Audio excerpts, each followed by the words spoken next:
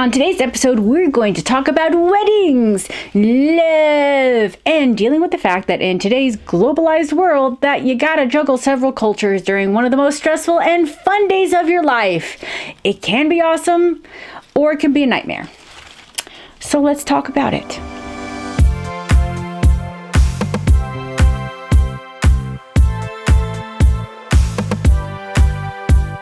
Hello, Lieblings. I'm Mari, science fiction and fantasy author who's been living in southern Germany since 2014. My husband and I had our 6th wedding anniversary a few days ago. Technically, it was for our civil wedding. You see, in Germany, in order to get married, you must have a civil wedding. Church weddings are optional. They're not actually the way that you can, get a legally binding marriage contract through the church. A lot of people here in Germany usually plan their civil wedding first and then set their church wedding for the next year, kind of like so that their wedding day is the same. Ours is not. Our church wedding is actually in June. So that's fun. You have to memorize 2 days, but it is what it is. So in the US, it's actually much simpler than that. You just walk into the courthouse, sign some paperwork, then wham bam, thank you ma'am, you're married. Unless you are marrying a non-American, then you need to wait a whopping 3 days for results of a blood test that your non-American partner has to take. My parents went through this. I'm not entirely sure if that is still the case, but it definitely was the case back in 1983. Also, side note, my husband had thought the idea of taking a blood test was stupid, but at least in the US, they trust us when we say that we're single. We don't require an AFA Zeugnis. But we'll get to that. In other words, it's actually not as easy in Germany. I have often joked on this channel how much the German government loves red tape. And I say German government because from experience, Germans will be the first to tell you how much they hate the mountains of paperwork required to do much of anything in Germany. They aren't quite as bad as the Vogons, but... Vogons are one of the most unpleasant races in the galaxy. Not evil, but bad-tempered, bureaucratic, officious, and callous. They wouldn't even lift a finger to save their own grandmothers from the ravenous bug-bladder beast of Traal, without orders, signed in triplicate, sent in, sent back, queried, lost, found, subjected to public inquiry, lost again, and finally buried in soft peat for 3 months and recycled as firelighters. I mean, it's familiar. Anyway, when I went to other well-known expat sites for expat living in Germany, more specifically Toy Town, Expatica, expat blogs, and internations, I kept seeing the same words over and over again. The same prized comments about the idea of getting married in Germany. It's such gems such as don't do it, or don't get married in Germany, get married in the States and then have the marriage transferred to Germany, or the paperwork sucks, or too much work, not worth it, and many more. I think you get the picture. I was looking through all of this right after my trip to the States in April. Well, this was April 2015, where my husband had first proposed. And my first thought was, shit, why didn't we just do it in the States and be done with it? But after some serious pondering, I came to the realization that I had survived getting a German driver's license, so getting married shouldn't be that hard. Honestly, it was so much easier than getting a German driver's license, but it did still require taking a lot of afternoons off from work for a bunch of meetings. What did I need? Well, here's a list. Number 1, you need an international birth certificate. The one issued through your state, not the county. It also has to have been issued within the last 6 months, and this also goes for your German partner, who will also need a copy of their birth certificate. My parents and I learned this the hard way concerning getting that county-issued certificate as opposed to the state. I was able to get mine online and have it sent to my parents' house, and this was necessary because the next part requires either you or someone representing you to be physically in the States. For number 2, the apostille. This is an official seal performed by the Secretary of your state that authenticates your birth certificate. Without it, Germany will not accept it, and they do not trust if the certificate is real or not. Either a family member will have to do this for you and mail it to you in Germany, like with my case, or you will have to travel back to the States and do it yourself. I recommend the former if it's possible. Number 3, an official translation of said birth certificate. Our officiate at the Standesamt gave us the list of government-approved translators, and one of them actually happened to live like the next building over from us. She was really cool, so that worked out very well. Number 4 is an Ehefahrigkeitszeugnis. Essentially, this is a certificate of free status, or what Germany recognizes as you legally being single and therefore able to marry. This requires a little elbow grease. For this, you must travel to either the American Embassy in Berlin or the American Consulate in Frankfurt. This is a pain, I know. What's even a bigger pain is that all you're doing is writing your name and signing it on a form that says you're single. Then you swear before the consulate or the ambassador that you are single. He or she stamps it, also signs it, and then you hand them $50, yes, dollars, for the honor of all of this, not to mention the day off you needed to travel to one of these cities. And that's it. Number 5, you need a color copy of your American passport. Number 6, then you wait for like 4 to 5 weeks for the paperwork to get sent to the officials and for you to receive permission, official permission to marry. And you got to wait for the permission. You actually can't like start planning dates until you get that. And I mean, really all it is just making sure that the paperwork is in order. They're not really going to deny you, as far as I know. It was easy, actually. Like I said, it did require a lot of days off to go to the Standesamt, to take a lot of vacation days for that and for meetings and meetings with the officiate. And I say taking days off, like it was kind of a pain because I was working in Ravensburg and I had to travel to Überlingen. So that's a 45-minute drive because we lived in Überlingen. So it meant that like if I left to go to these meetings, I wasn't coming back to work, so it was, sometimes I'd take like a whole afternoon off because the meeting would be at like 1 p.m. So yeah, it was kind of annoying, but yeah, the things you do for love, right?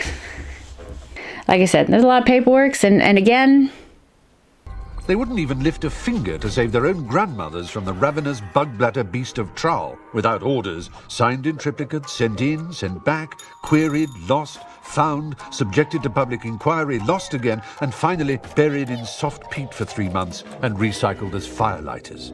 This is very familiar. Okay, so now that we were married, after doing the civil wedding, we had to plan our church wedding and figure out how to reconcile 3 different cultures. American, German, and Peruvian cultures were to collide that day, and you got to figure out what from each culture is going to make it into the ceremony and what doesn't, and what you're left with this weird Frankenstein of a day. My husband and my mom also helped a lot. And honestly, there were only just 1 or 2 times where there were some clashes, but that was it, really. It wasn't that bad. And overall, we had a perfect day. We had made it work. It is possible to juggle the 3 cultures. In fact, if my husband and I had a chance to redo the day, we actually wouldn't change a single detail. Like, it was awesome. So, I mean, it's possible. But there are some things to kind of take into consideration that you may not think about while planning. So I'm going to tell you some of the extra stuff that I did on top of already planning for a wedding, these few items. And the first one is the language. When it comes to like the invitations, wedding websites, and perhaps even the ceremony itself, if possible, try to not have everything in one language. Obviously, it's not possible for everything. I will admit, in my experience, because I have a lot of international friends, I have been invited to weddings where like the entire invite was in one language, and like it wasn't the language, either the languages of the bride, because she was also bicultural. It was just the language of the groom, and I was like, I didn't understand it. I didn't understand the at all, and I think, and the reason why that in the long run you should try to put your information in as many languages as possible is because otherwise then you're going to have people calling you constantly to get information. And when you're already planning stuff, the last thing you want to do is like repeat the same questions over and over again. Because all the information that's available is in a language that your guest doesn't understand. Our invitations for our wedding and our wedding website were in English and German. And I did think about putting it in Spanish as well, but honestly, like 95% of the Spanish speakers in my family spoke either English or German, or were at least related to someone who speaks one of the 2 languages. So Spanish was like, okay, we didn't necessarily need it. But one thing I did learn that I had to figure out was like the format between writing an invitation, and formal English versus formal German was quite different. So that was fun. Number 2, what are you going to do with your out-of-town guests? And by out of town, I mean like the ones that came into the country for you. I had 35 Americans in Peruvian, like one Peruvian, like 34 Americans come to my wedding. And so, yeah, it was a big deal to try to make sure. A lot of them, it was their first time traveling to Europe. So that was a big deal. I would suggest that for all of your out-of-town guests, you try to keep them clustered together. A lot of them may not have much experience with international travel, so keeping things simple will make it easier for everyone involved. Also, if your reception cannot fit everyone, then you need to organize transportation and have the rest in a nearby city that kind of has more to offer. And this works whether you're having Americans/Peruvians visiting Germany, or if you're having, say, Germans visiting America. You know what I mean? So an example of this is our reception took place at the gorgeous Kölnberg Castle, and like most European castles, it's pretty remote, and usually in a village that boasts very few hotels. And I did try my luck at seeing if I could fit at least in my all of my guests in the village of Kölnberg, and it was a logistical nightmare. And so I came across another wedding website that had a similar conundrum. They had chosen Langenburg Castle, which was actually one of the other places we looked into. And there are even fewer hotels there. And so what they did was they had their guests stay at a group of hotels in the city of Schwäbisch Hall, which wasn't far and is also beautiful and touristy. And then, so we thought, okay, so Kölnberg is actually not too far from Rodenburg ob der Taube.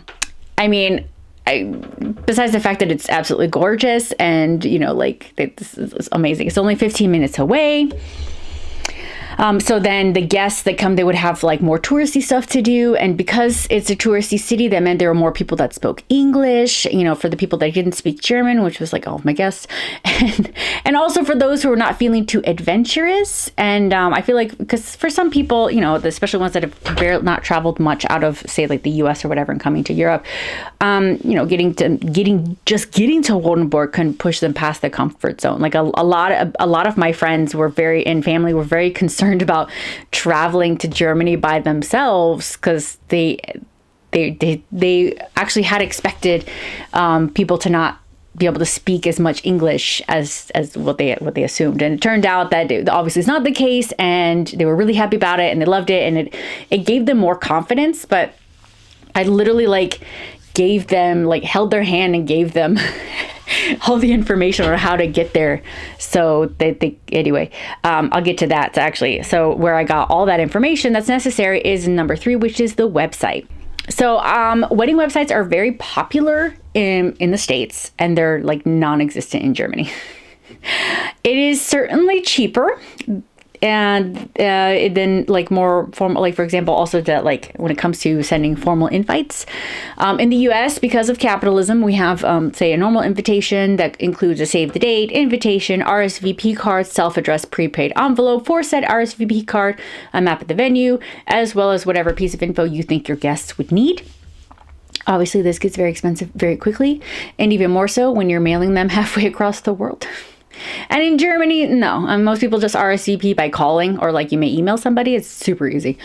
And sometimes the invite will also it will include info concerning the venue or hotels, and some way incorporating that into the invitation. But that's why wedding websites are a lot better. And since, like I said, this a wedding like this, or even one of my other close friends in high school, she did a wedding in Maryland. And so they had in her wedding website had a whole section for all of us coming into Maryland, because she also had, hotels and transportation organized for all of us that are out of town. So we didn't have to worry about renting cars or trying to find a hotel and all that stuff. When you're planning for out of town people, if you want them to come to your wedding, it is kind of on you to make it as easy for them as possible, because if it's not, they may not come to your wedding. And if it's really important that they come to your wedding, you got to put in that effort. If it's not that important, then, whatever, you can just tell them to, do whatever. But that's the wedding website in this case specifically was so important and so useful because I had everything in German and in English, and you could put all the necessary infos. I mean, like I put all, the information of the hotels they could stay in, how to get to, say, Rotenburg from any of 3 airports, either from Frankfurt or Stuttgart or even from Nuremberg. And then also I even, like, for those who had decided to rent a car, because a few of them had, I also had a section on like driving in Germany 101, like some of like the basic signs that, that most of the signs are pretty, universal between the US and Germany, but there are a few like other ones in Germany that you may not be used to, and what do they mean? And like, I went really, really overboard with it. But I really wanted to just, do what I can for my peeps. But I will say that if you're doing, say, a wedding in Germany, if you're an American and you're doing a wedding in Germany, one of the things I learned is that Wedding Wire is absolutely useless. It's one of the websites that's very common to use for wedding websites, because Germany is not even an option. Or at least it wasn't in 2015, 2016. The Knot is okay. Their templates for their free sites are lovely. I mean, they're, if only like repetitive. They did actually, there was one couple that went through The Knot that had a bilingual website, and that was cool, but it was very clear that they paid someone to do that, and nobody got time for that. So I ended up using WordPress because, I love it and I know exactly how it works, since it's what I use for both Adventures of Lamati website and mltishner.com. And it's free and everything can be custom made. And through this site, like I said, that's how we did our RSVPs. I mean, most people just told us anyway. Like I didn't really care about doing like formal RSVPs, but I had maps, I had flight info, hotel info, how to drive in Germany, wedding program, you name it, it was in there. And I mean, it's not perfect because WordPress is not necessarily made to do wedding websites compared to those other actual wedding websites, but it got the job done. And those 3 things were the big items that I tried to keep in mind. And also I learned very quickly that even though I put every possible bit of information on that website, I still got regular phone calls from guests and relatives for information that were easily found on the website. Yeah, it still happens, guys. It still happens. But at least you can always just defer to the website. Yeah. You had to repeat that a lot. Anyway, so I was very lucky. I really enjoyed taking aspects of each of the 3 cultures for the day. And yes, I actually did spend the entire day having to switch between 3 languages. So that was fun. Actually, it really was. It was awesome. Like I said, it was a perfect day. I really wouldn't have changed it for anything. So obviously, when it comes down to your wedding, you do what you want to do. I just put these few tips just because if you're having a wedding that is kind of considered a destination wedding and international, like I said, in the case of my 35 Americans and Peruvians that came to Germany for our wedding, and you want to just make sure you try to be as inclusive as possible. Actually, when I made a mention earlier about the ceremony, we had actually intended for the ceremony to be completely in German, and all the guests expected it. I mean, you're in Germany, of course, the ceremony is going to be in German. That's fine. But our pastor went above and beyond. He actually did the entire ceremony in German and in English. He'd actually studied in Chicago, I think one of the mega churches or something. So English is fantastic. And we had talked with him about it, and he thought that he could try to do a few things here and there in German and English. And we told him, we're it's not necessary. It's totally fine. You do what you see fit. We're appreciative of anything that you would do, but at the same time, if it's just all going to be in German, because we also kind of want to keep it, short and snappy so we can party as soon as possible, that's totally fine. Don't feel like you have to do it, but he did. And all of the Americans especially were super appreciative. So if you're able to do it, that's cool, but it still comes down to what's important to you on your wedding day, because it's your day, not my day. I've already had my day. But like I said, I wanted to try to make it as all-inclusive as possible, because I wanted the people to come visit to know how not scary it is to come to Germany, so that they'll be more likely to come and visit later in a non-wedding tour type of event. And it was true. So the people that came, they loved it.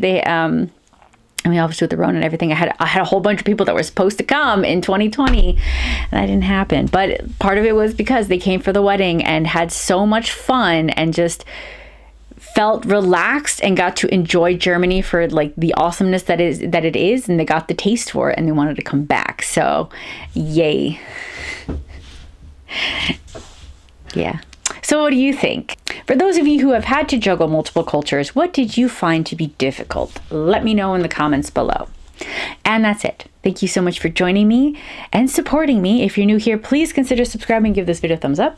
Please leave me a comment if you have any questions or if there's a certain topic you'd like to see on this channel. If you want fun escapism, my space fantasy The God Queen and its sequel, which has a wedding, The Last Imperator, are available in ebook, paperback, and hardback. I have all the links in the description below. If you sign up for my newsletter, you'll get a free short story as well as some behind the scenes goodies. And don't forget to connect with me on social media, whether it is through Instagram, TikTok, Twitter, or Facebook. And that's it.